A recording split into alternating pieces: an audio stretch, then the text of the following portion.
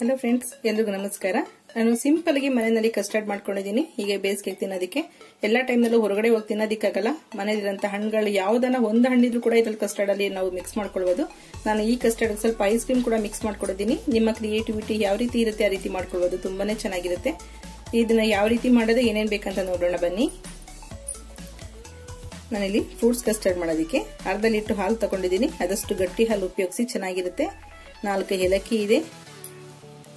ನಾನು quality custard powder use ಮಾಡ್ಕೊಳ್ತಾ ಇದ್ದೀನಿ. ಕಸ್ಟರ್ಡ್ ಪೌಡರ್ 2 ಸ್ಪೂನ್ ಅಷ್ಟು ತಗೊಂಡಿದ್ದೀನಿ. 25 ಗ್ರಾಮ್ ಆದ್ರೆ ಸಾಕಾಗುತ್ತೆ. ಇದು ಕಸ್ಟರ್ಡ್ ಪೌಡರ್. ಸಕ್ಕರೆ ತಗೊಂಡಿದ್ದೀನಿ ಒಂದು 4 ಸ್ಪೂನ್ ಅಷ್ಟು, ಅಥವಾ ಗ್ರಾಮ್ ಲೆಕ್ಕದಲ್ಲದೆ ಒಂದು 50 ಗ್ರಾಮ್ ಅಷ್ಟು ಶುಗರ್ ತಗೊಳ್ಳಿ. ನಾವಿಲ್ಲಿ ಹಾಲನ್ನ ಕಾಯೋದಕ್ಕೆ ಇಟ್ಕೋಬೇಕು. ಹಾಗಾಗಿ ಒಂದು ಪ್ಯಾನ್ ತಗೊಂಡಿದ್ದೀನಿ. ಸ್ವಲ್ಪ ಬಾಯಿ ಅಗಲ ಇದ್ರೆ ಬೇಗ ಇದು ತಣ್ಣಗಾಗುತ್ತೆ. ಈ ಪ್ಯಾಕೆಟ್ ನಲ್ಲಿ ಅರ್ಧ ಲೀಟರ್ ಹಾಲಿನಲ್ಲಿ 3/4 ಭಾಗದಷ್ಟು ಹಾಲು ಹಾಕೊಳ್ತೀನಿ. ಇನ್ನು 1/4 ಭಾಗದಷ್ಟು ಕಸ್ಟರ್ಡ್ ಪೌಡರ್ ಮಿಕ್ಸ್ ಮಾಡಕ್ಕೆ ಇಟ್ಕೊಳ್ಳೋಣ. ಕಸ್ಟರ್ಡ್ ಪೌಡರ್ನ ನಾವು ಡೈರೆಕ್ಟ್ ಆಗಿ ಹಾಕಿದ್ರೆ ಗಂಟಾಗುತ್ತೆ, ಅಥವಾ ಬಿಸಿ ಹಾಲಿಗೂ ಕೂಡ ನಾವು ಹಾಕೋದಿಕ್ಕಾಗಲ್ಲ. ಹಾಗಾಗಿ ಇದನ್ನ ತಣ್ಣಗಿರಂತ ಹಾಲು, ನಾರ್ಮಲ್ ನೀವು ಯಾವ ಹಾಲು ತಗೊಳ್ತೀರಾ ಆ ಹಾಲಿನಲ್ಲಿ ಕಲಸಿ ಇಟ್ಕೊಂಡು ಹಾಲು ಕುದಿಬೇಕಾದ್ರೆ ಇದನ್ನ ಹಾಕೋಬೇಕಾಗುತ್ತೆ.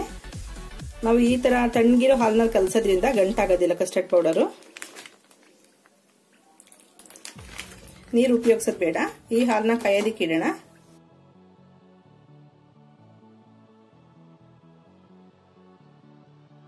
ಇದ್ರೆ ನೀವು ಈ ತರ ತಣ್ಣೀರು ಹಾಲಿನಲ್ಲೇ ಕಲ್ಸ್ಕೋಬೇಕು.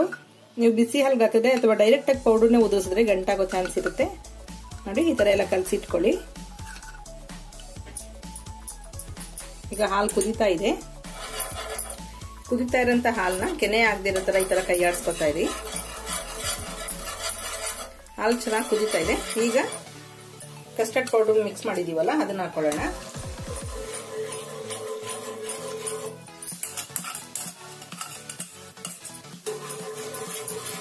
ಹಾಕೊಂಡು ಈ ತರ ಕೈ ಆಡಿಸ್ತಾ ಇದ್ರೆ ಮೀಡಿಯಂ ಫ್ಲೇಮ್ ಇಟ್ಕೊಳ್ಳಿ. ಗಂಟೆನಾಗೋದಿಲ್ಲ. ಈ ತರ ಕೈ ಆಡಿಸ್ತಾ ಇದ್ರೆ ಗಂಟಾಗೋದಿಲ್ಲ. ಅದು ಕೂಡ ಚೆನ್ನಾಗಿ ಹಾಲು ಜೊತೆ ಮಿಕ್ಸ್ ಆಗಿ ತಿಕ್ಕಾಗುತ್ತೆ, ಸ್ವಲ್ಪ ಗಟ್ಟಿ ಆಗುತ್ತೆ. ಅಲ್ಲಿವರೆಗೂ ಚೆನ್ನಾಗಿ ಕೈ ಆಡಿಸ್ಕೊಳ್ಳಿ.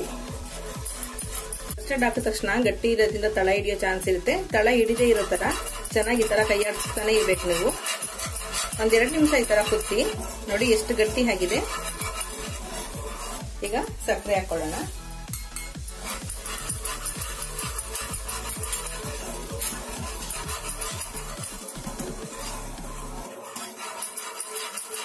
ಸಕ್ಕರೆ ಕರಗೋ ತನಕ ಈ ತರನೇ ಚೆನ್ನಾಗಿ ಕೈ ಆಡಿಸ್ತಾ ಇರಿ.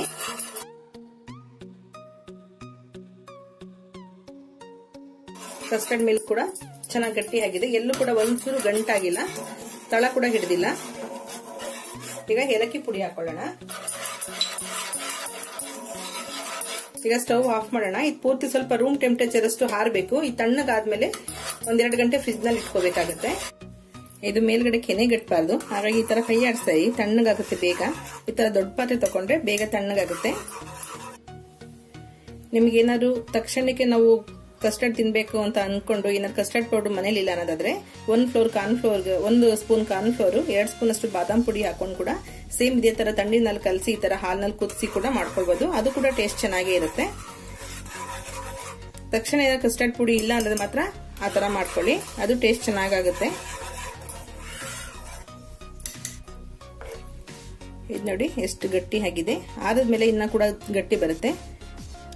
ಸ್ಪೂನ್ ಹಿಂಭಾಗ ಕೂಡ ಕೋಟಿಂಗ್ ಈ ತರ ಕುತ್ಕೊಂಡ್ರೆ ಚೆನ್ನಾಗಿರುತ್ತೆ. ಈ ತರ ಕೋಟಿಂಗ್ ನೋಡ್ಕೊಂಡು ಕೂಡ ನೀವು ಎಷ್ಟು ಹದ ಇದೆ ಅಂತ ನೋಡ್ಕೊಳ್ಬಹುದು. ನಿಮ್ಗೆ ಏನಾದ್ರು ತುಂಬಾ ತೆಳ್ಳ ಕೋಟಿಂಗ್ ಏನಾದ್ರು ಸ್ಪೂನಲ್ಲಿ ಕುತ್ಕೊಂಡಿಲ್ಲ ಅಂದ್ರೆ ಇನ್ನೊಂದು ಅರ್ಧ ಸ್ಪೂನ್ ಅಷ್ಟು ಕಸ್ಟರ್ಡ್ ಪುಡಿನ ಮತ್ತೆ ಹಾಲಿನಲ್ಲಿ ತಣ್ಣಗಿರುವಂತ ಹಾಲಲ್ಲಿ ಕಲಸ್ಬಿಟ್ಟು ಕೂಡ ಮತ್ತೆ ಇನ್ನೊಂದ್ಸಲ ಕುದಿಸ್ಕೊಳ್ಬಹುದು 1-2 ನಿಮಿಷ.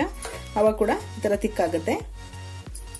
ಫ್ರೂಟ್ಸ್ ಕೂಡ ಹಾಕೊಳ್ತೀರಾ. ಎಲ್ಲ ಸ್ವೀಟ್ ಫ್ರೂಟ್ಸ್ ಅಲ್ಲೆಲ್ಲ ಸ್ವೀಟ್ ಇರುತ್ತೆ. ನೋಡಿ, ನಿಮ್ಗೇನೋ ಸ್ವೀಟ್ ಜಾಸ್ತಿ ಬೇಕಂದ್ರೆ ಮಾತ್ರ ಸಕ್ಕರೆ ಮಿಕ್ಸ್ ಮಾಡ್ಕೊಳ್ಳಿ. ಈ ಬಿಸಿಗೆನೆ ಕರಿಕೊಳ್ಳುತ್ತೆ. ಅಕಸ್ಮಾತ್ ತುಂಬಾ ಸ್ವೀಟ್ ಆಯ್ತು ಅನ್ನೋದಾದ್ರೆ ಒಂದು 2 ಸ್ಪೂನ್ ಅಷ್ಟು ಅಥವಾ 3 ಸ್ಪೂನ್ ಅಷ್ಟು ಹಾಲು ಮಿಕ್ಸ್ ಮಾಡ್ಕೊಳ್ಳಿ. ಕಾಯ್ದಿರೋ ಹಾಲನ್ನ. ಆ ಸ್ವೀಟ್ ಬ್ಯಾಲೆನ್ಸ್ ಆಗುತ್ತೆ.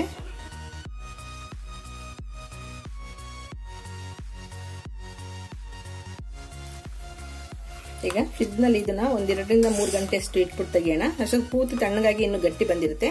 ಆಮೇಲೆ ನಾವು ಯಾವ ಫ್ರೂಟ್ಸ್ ಬೇಕೋ ಅದನ್ನ ಹಾಕೊಂಡು ತಿನ್ಬಹುದು. ಈ ತರ ಸ್ಟೋರ್ ಮಾಡಿರೋದ್ರಿಂದ ನೀವು 1 ವಾರ ಇಟ್ಟು ಕೂಡ ನಿಮ್ಗೆ ಯಾವಾಗ ಫ್ರೂಟ್ಸ್ ಬೇಕಾಗುತ್ತೆ ಫ್ರೆಶ್ ಆಗಿ ಫ್ರೂಟ್ಸ್ ನಾವು ಕಟ್ ಮಾಡಿ ಮಿಕ್ಸ್ ಮಾಡ್ಕೊಳ್ಬಹುದು. ಎಲ್ಲಾ ಫ್ರೂಟ್ಸ್ ಕಟ್ ಮಾಡಿ ಇಟ್ಬಿಟ್ರೆ 1 ವಾರ ಎಲ್ಲ ಆದ್ರೆ ಚೆನ್ನಾಗಿರಲ್ಲ ಅಷ್ಟು. ಹಾಗಾಗಿ ನಾನು ಇದೇ ತರ ಪ್ಲೈನ್ ಕಸ್ಟರ್ಡ್ ಅಷ್ಟೇ ರೆಡಿ ಮಾಡಿ ಇಟ್ಕೋತೀನಿ. ಇದಕ್ಕೆ ಡ್ರೈ ಫ್ರೂಟ್ಸ್ ಬೇಕಾ, ಫ್ರೂಟ್ಸ್ ಬೇಕಾ, ಅಥವಾ ಹಾಗೆ ಚೆನ್ನಾಗಿರುತ್ತೆ, ಯಾವ ರೀತಿ ಬೇಕಾದ್ರೂ ಬಳಸ್ಕೊಳ್ಬಹುದು. ಹಾಗಾಗಿ ನಾನು ಫ್ರೂಟ್ಸ್ ಮಿಕ್ಸ್ ಮಾಡಲ್ಲ. ಇದು ಪೂರ್ತಿ ತಣ್ಣಗಾದ್ಮೇಲೆ ಫ್ರಿಜ್ ನಲ್ಲಿ ಇಟ್ಕೊಳ್ತೀನಿ. ಕಸ್ಟರ್ಡ್ ಮಾಡಿ 2 ಗಂಟೆ ಫ್ರಿಜ್ ನಲ್ಲಿ ಇಟ್ಟಿದೆ, ತಣ್ಣಗಾಗಿದೆ. ನೀವು ಇದಕ್ಕೆ ಎಲ್ಲ ಫ್ರೂಟ್ಸ್ ಕೂಡ ಮಿಕ್ಸ್ ಮಾಡಿ ಕೆಲವರು ಇಡ್ತಾರೆ, ನಾನು ಇದೇ ತರ ಇಟ್ಕೊಳ್ತೀನಿ. ಯಾವ ಫ್ರೂಟ್ಸ್ ಬೇಕು ಎಷ್ಟು ಬೇಕು ಅದನ್ನ ಮಿಕ್ಸ್ ಮಾಡ್ಕೊಳ್ಳೋಣ. ಮಕ್ಳಿಗೆ ಯಾವ್ದು ಇಷ್ಟಪಡ್ತಾರೆ ಅದನ್ನ ಹಾಕೊಳ್ಳೋದಕ್ಕೆ ಈಸಿ ಆಗುತ್ತೆ. ಇದು ಮಿಕ್ಕಿದ್ರು ಕೂಡ ನಾವು ಸ್ಟೋರ್ ಮಾಡಬಹುದು, ಚೆನ್ನಾಗಿರುತ್ತೆ. ಫ್ರೂಟ್ಸ್ ಎಲ್ಲ ಹಾಕಿ ನೀವು 8 ದಿನ ಇಟ್ಟು ಚೆನ್ನಾಗಿರಲ್ಲ, ಹಾಗಾಗಿ ಮಿಕ್ತಾಗಿ ಇಟ್ಬಿಟ್ಟು ನಿಮ್ಗೆ ಯಾವಾಗ ಮಕ್ಳು ಇಷ್ಟಪಡ್ತಾರೆ ಆಗ ಒಂದು ಬೌಲ್ ನಲ್ಲಿ ಹಣ್ಣುಗಳನ್ನೆಲ್ಲ ಹಾಕೊಡ್ಬೋದು. ನಾನಿಲ್ಲಿ ಕಪ್ಪು ದ್ರಾಕ್ಷಿ ಮತ್ತೆ ಹಸಿರು ದ್ರಾಕ್ಷಿ ತಗೊಂಡಿದ್ದೀನಿ, ಸ್ವಲ್ಪ ದಾಳಿಂಬೆ ಕಾಳು ಬಿಡಿಸಿಟ್ಕೊಂಡಿದ್ದೀನಿ, 2 ಬಾಳೆಹಣ್ಣು ತೆಗೆದು ಕಟ್ ಮಾಡಿ ಇಟ್ಕೊಂಡಿದ್ದೀನಿ. ಆಪಲ್ ಅಲ್ಲಿ ವ್ಯಾಕ್ಸ್ ಇದೆ, ಹಾಗಾಗಿ ನಾನು ಸಿಪ್ಪೆ ತೆಗೆದ್ಬಿಟ್ಟು ಉಪಯೋಗಿಸ್ಕೊಳ್ತೀನಿ. ಇಲ್ಲ ಬಿಸಿನೀರಲ್ಲಿ ಹಾಕಿ ಆ ವ್ಯಾಕ್ಸ್ ಎಲ್ಲ ರಿಮೂವ್ ಮಾಡಿಬಿಟ್ಟು ಆಮೇಲೆ ಉಪಯೋಗಿಸ್ಕೋಬೇಕಾಗುತ್ತೆ. ನಾನು ಸ್ವಲ್ಪ ಡ್ರೈ ಫ್ರೂಟ್ಸ್ ಕೂಡ ತಗೊಂಡಿದ್ದೀನಿ, ತುಂಬಾ ಚೆನ್ನಾಗಿರುತ್ತೆ, ಬೇಕಾದ್ರೆ ಆಡ್ ಮಾಡ್ಕೊಳ್ಳಿ.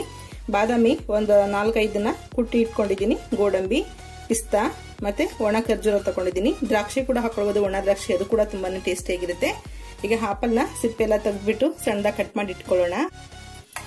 ನಾನಿಲ್ಲಿ ರೆಡಿಯಾಗಿರೋಂಥ ಕಸ್ಟರ್ಡ್ ಹಾಕೊಂಡಿದ್ದೀನಿ ಸ್ವಲ್ಪ, ಅದಕ್ಕೆ ಎಲ್ಲ ಹಣ್ಣುಗಳನ್ನು ಸ್ವಲ್ಪ ಮಿಕ್ಸ್ ಮಾಡ್ಕೊಳ್ಳೋಣ. ಈ ಹಣ್ಣು ಮಿಕ್ಸ್ ಮಾಡಬೇಕಾದ್ರೂ ಅಷ್ಟೇ ನಿಮ್ಮ ಮಕ್ಕಳು ಯಾವ ಹಣ್ಣನ್ನು ತುಂಬಾ ಇಷ್ಟಪಡ್ತಾರೆ ಆ ಹಣ್ಣನ್ನು ಹಾಕೊಳ್ಳಿ, ಚೆನ್ನಾಗಿರುತ್ತೆ. ಕೆಲವೊಂದ್ಸಲ ಮಕ್ಳು ಹಣ್ಣು ತಿನ್ನಲ್ಲ ಅಂತ ಕೂಡ ಈ ತರ ಎಲ್ಲ ಹಣ್ಣುಗಳನ್ನ ಮಿಕ್ಸ್ ಮಾಡ್ಕೊಡ್ಬೋದು.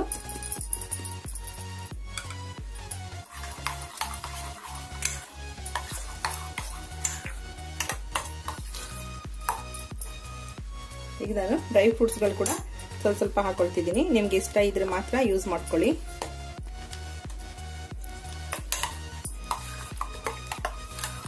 ಹಣ್ಣೆಲ್ಲ ನಾವು ಈಗ ಹಾಕಿರೋದ್ರಿಂದ ಒಂದು 5 ನಿಮಿಷ ಬಿಟ್ಟು ನೋಡೋಷ್ಟರಲ್ಲಿ ಸ್ವಲ್ಪ ಲಿಕ್ವಿಡ್ ತರ ಆಗಿರುತ್ತೆ, ಇದು ಚೆನ್ನಾಗಿರುತ್ತೆ ತಿನ್ನೋದಕ್ಕೆ. ನಿಮ್ಗೆ ಏನಾದ್ರು ಇನ್ನೂ ತುಂಬಾ ತೆಳ್ಳ ಬೇಕನ್ನೋದಾದ್ರೆ ಸ್ವಲ್ಪ ಬಿಸಿ ಹಾಲನ್ನ ಹಾಕೊಳ್ಬಹುದು.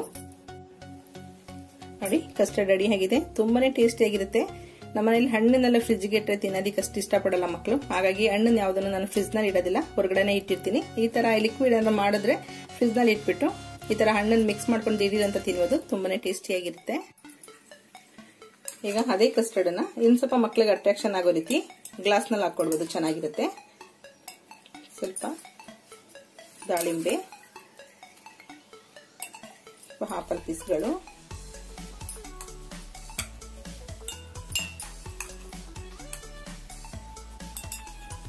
ಗ್ರೇಪ್ಸ್, ಬನಾನಾ ಹಾಕ್ಬಿಟ್ಟು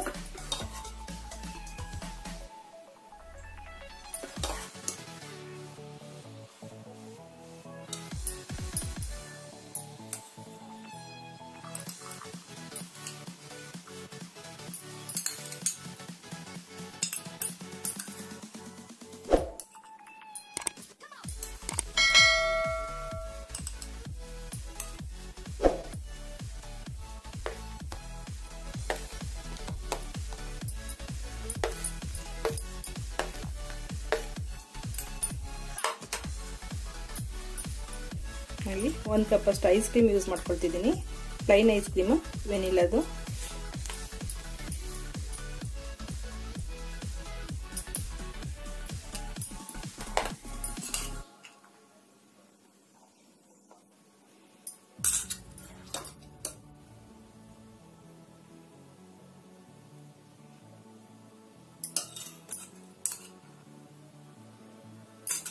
ಮೇಲೆ ಚಾಕ್ಲೇಟ್ ಕೂಡ ಹಾಕೊಳ್ಬಹುದು, ಚೆನ್ನಾಗಿರುತ್ತೆ. ನೋಡಿ ಎಷ್ಟು ಕಲರ್ಫುಲ್ ಆಗಿದೆ, ತುಂಬಾನೇ ಟೇಸ್ಟಿ ಆಗಿರುತ್ತೆ.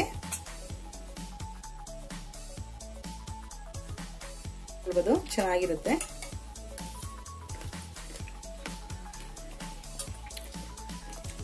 ತುಂಬಾ ಒಳ್ಳೆ ಟೇಸ್ಟಿ ಆಗಿದೆ. ನೀವು ಕೂಡ ಮನೆಯಲ್ಲಿ ಖಂಡಿತವಾಗಿಯೂ ಒಂದ್ಸಲ ಟ್ರೈ ಮಾಡಿ ನೋಡಿ. ಇದು ಕೂಡ ಐಸ್ ಕ್ರೀಮ್ ಹಾಕಿರೋದ್ರಿಂದ ಒಳ್ಳೆ ಟೇಸ್ಟಿ ಆಗಿರುತ್ತೆ. ನೋಡಿ ಎಷ್ಟು ಚೆನ್ನಾಗಿದೆ, ಲೇಯರ್ ಲೇಯರ್.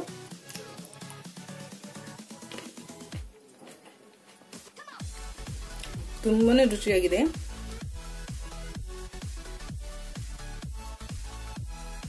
ಕಸ್ಟರ್ಡ್ ಮಾಡಬಹುದು ಅಂತೇಳಿ ತುಂಬಾ ಸಿಂಪಲ್, ತುಂಬಾ ಬೇಗ ಕೂಡ ಆಗುತ್ತೆ. ಮಕ್ಕಳಿಗೆ ಈಗ ಬೇಸಿಗೆ ಸಮಯದಲ್ಲಿ ಹೊರಗಡೆ ಹೋಗಿ ಕರ್ಕೊಂಡು ಕೊಡ್ಸೋದಕ್ಕಿಂತ ಈ ತರ ಮಕ್ಕಳನ್ನೇ ಕರ್ಕೊಂಡು ಕೂಡ ಅವ್ರ ಕೈಲಿ ಡೆಕೋರೇಷನ್ ಮಾಡಿಸಿ ಕೂಡ ನೀವು ಮಾಡ್ಕೊಳ್ಬಹುದು. ಈ ರೆಸಿಪಿ ನಿಮಗೂ ಇಷ್ಟ ಆಗಿದೆ ಅಂತ ಅನ್ಕೊಳ್ತೀನಿ. ಇಷ್ಟ ಆಗಿದೆ ಲೈಕ್ ಮಾಡಿ, ಶೇರ್ ಮಾಡಿ, ಸಬ್ಸ್ಕ್ರೈಬ್ ಮಾಡಿ. ನಿಮ್ಮ ಅಭಿಪ್ರಾಯ ಅನಿಸಿಕೆಗಳನ್ನ ಕಾಮೆಂಟ್ ಬಾಕ್ಸ್ ಅಲ್ಲಿ ಹಾಕಿ. ಓಕೆ, ಬಾಯ್.